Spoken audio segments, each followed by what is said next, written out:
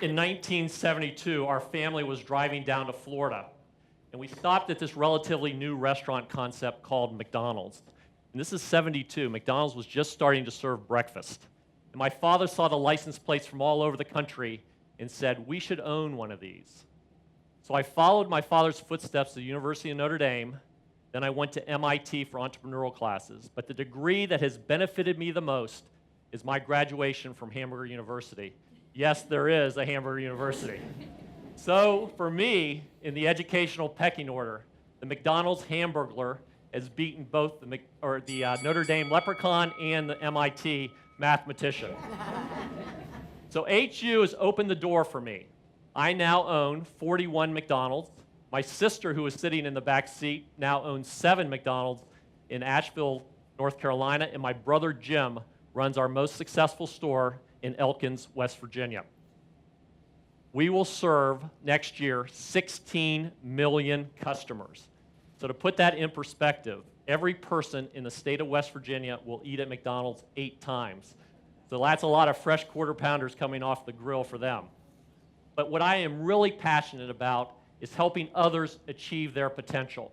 And we're going to build a pyramid today on how to reach your potential. Take ordinary people like you and me to get extraordinary results. The vehicle that I do it is a free math ACT prep class. This class has been attended by over 2,200 students, and their scores go up on average 3 points, a good 15 or 20%, and it helps them get much better scholarships. Let me show you how we do it.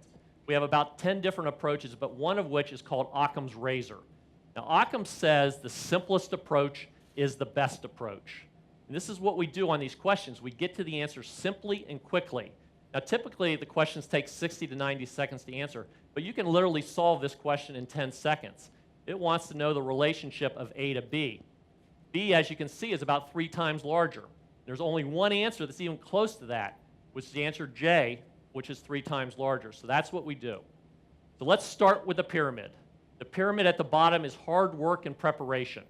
It was actually 40 years ago when I sat down to take the ACT myself. I studied literally 50 hours for this test, over 2,000 questions, to the point when I went in and took the test, I had seen every question.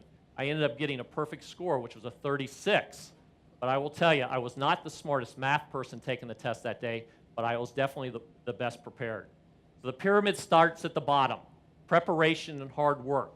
And the ACT is a metaphor for anything you do in life. Preparation and hard work will get you to the next level. So this pyramid will start with the ACT, go to Notre Dame, to Arthur Young, then to McDonald's. So I did get accepted into Notre Dame. It's a tough school to get into. My daughter Grace is applying next year. They'll have 20,000 applicants for 2,000 positions. The best of the best, great teachers, great students. But what I learned the most at Notre Dame happened on the baseball field. I was recruited. I was one of about 8 pitchers. It's about halfway through the season. I still hadn't pitched. But I was reading the book, The Power of Positive Thinking.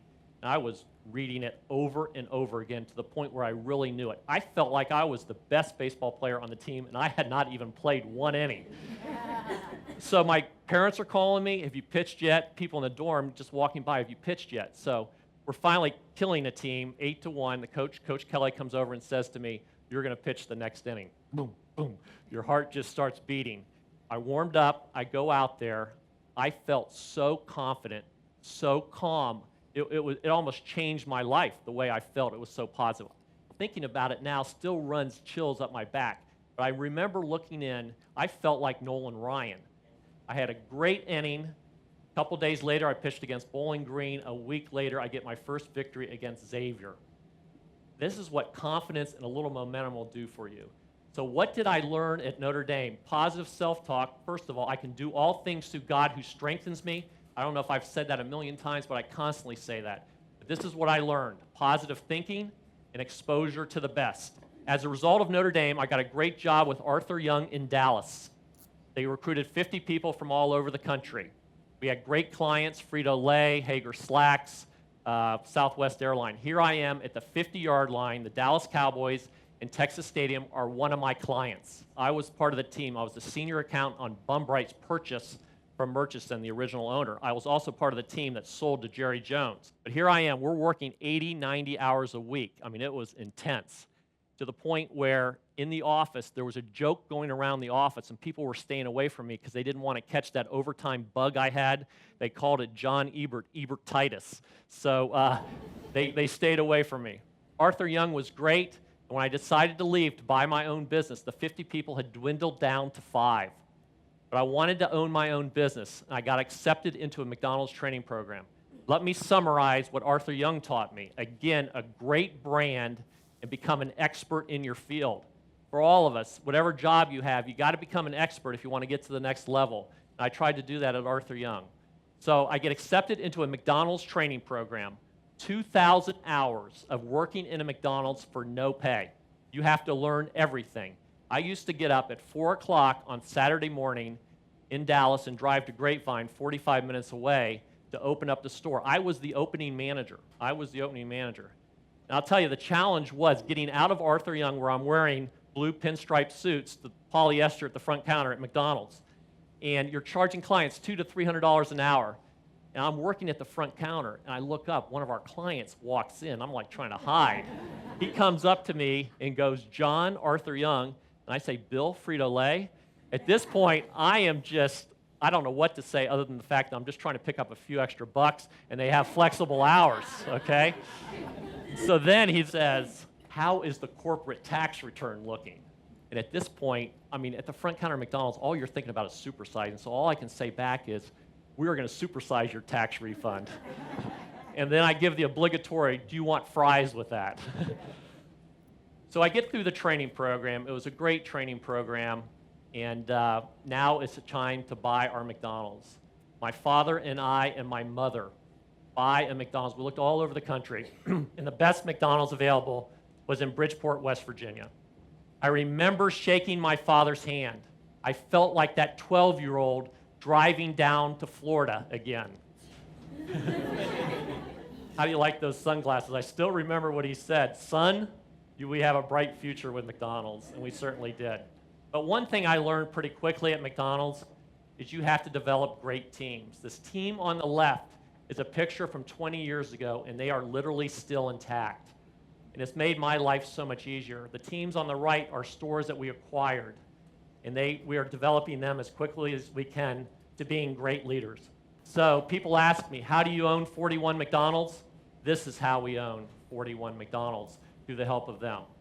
We also listen to our customers very closely, literally listen to them.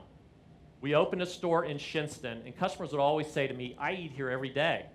So we had a contest to see who could eat there the most consecutive days. Now, I thought this thing would go 30 to 60 days. I thought that was quite a stretch. This thing actually lasted, if you can believe it, for 6 years. 2,400 days. More than Lou Gehrig and less than Cal Ripken. There's Bob, one of the winners. 2,433 days. People could not leave Shinston for weddings. They couldn't leave for funerals. They were stuck. How would you like the daughter to say to the mother, "Where's Dad on my most important day of my life?" Sorry, he couldn't make it. He had to eat at the Shinston McDonald's. But don't worry, he sent a replacement.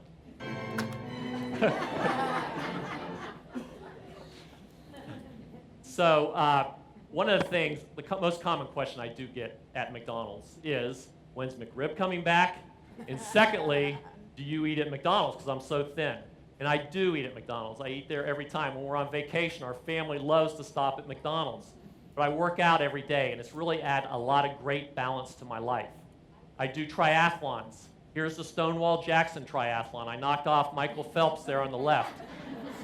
As you can see, he's a great swimmer, but he has huge feet. On the right, knocked off Usain Bolt the year before. And my daughter says, "John, why do you Photoshop these athletes in? Because you're so old, there's no one else in your age category?" And I go, "Grace, that's true, but that's the only advantage of getting old." But I've learned a lot on the sports field as well.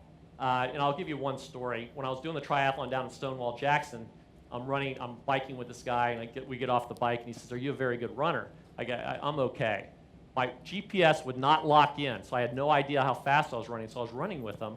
I ended up running a sub 7-minute mile. This was a couple years ago. I haven't run a sub 7-minute mile in 10 years. But I learned one thing, unlimited potential. We all can get better, and there's an unlimited upside. Again, self-talk. I feel good. I feel fine. I feel that way all the time. When I'm running and I get tired, I just keep on repeating that mantra over and over again. But one of the things we do the best at McDonald's is that we are involved with the community. We just don't write checks. We actually are involved. Here's an example of a baseball clinic that we put on. We get 18-year-old high school kids together with young 8-year-olds. We've done this clinic now for 12 years. The 8-year-olds are now the 18-year-olds, and they're teaching young kids. So it's come full cycle. We've had great people. For example, one of our graduates was Harrison Musgrave, who played for WVU, was a great pitcher here, now plays for the Rockies. We also have leadership grit classes where we get 8th graders together. My mentor on the far right, Larry Mazza, who is here today, when it's dead silence, everyone loves when he talks. He says, "Students, I believe in you." And that's what this presentation is all about, believing in yourself. So what have I learned at McDonald's to build this pyramid? Listen closely to your consumers and build teams. Build teams will make you so much more successful. But our signature program is a free math ACT prep class. We've had over 2,200 kids come, as I mentioned. There's not a better feeling to sit in the lobby and to have a parent come up to me and say, "I want to thank you. If it wasn't for your help, our son wouldn't have got the promised scholarship." Our goal every year is to help 50 people get the promised scholarship, which is $19,000 a pop. That's $1 million of incremental scholarships we help. But I want to tell you the story of one person. Her name is Emily King. Emily is valedictorian of Philip Barber High School. High 30s in everything but math. She needs a 27 in math to get into a special program at Marshall to be a doctor. So her mother calls me and says, "Emily needs some help." She comes to my house 4 or 5 times. She's visiting other tutors, comes to my class. I feel confident she's going to get the score. She's been taking the test a lot of times. She goes in and takes the test. This is the text I get from her mother. Emily got her ACT. She got a 26 in math. By increasing 2 points, being a type A personality, she's totally devastated. The program requires a 27. There are 2 more tests. She is so burnt out by this test, she's not even sure she can take it again. But she regroups, has that grit that we talked about, comes to my house a couple more times, goes in and takes the test and gets a 28. This is the text I get from her mother. She received her letter. She made it. She's been accepted into the accelerated program. Thank you for your help and support. So talk about reaching your potential, Emily King. I went down to see her. She's a freshman at Marshall. I said, "You're going to be a doctor one day." And she looks at me in the eye and says, "I'm going to make sure I treat you well. I'm going to make sure you live forever." She didn't really say that, but I felt that way. So everything has come full cycle. My daughter Grace and I went back to the University of Notre Dame to a packed auditorium. Over 100 kids were in attendance, and we taught them. So let me summarize this pyramid with you. It starts out at the bottom with success. In my early life was all about John Ebert. Success is just about yourself. As you go up to significance, listening and building teams, it's about helping others. Now, greatness at the very top of the pyramid is helping others help themselves, and that's what we're doing with the ACT. To live an ordinary life, you work 9 to 5, you volunteer here and there, you stay out of trouble, and you're a good student. But to do something extraordinary, to build something in your life, whether you're building something with a community, whether it's building something with your family, or if it's building wealth, you have to be extraordinary. And we can all do it. We're all ordinary people. To get extraordinary and serve 16 million transactions, do the following. Study as hard as you can on standardized tests to get into the best colleges you can get into. While you're at college, learn the most you can and continue to learn after college. Get the best job you can get.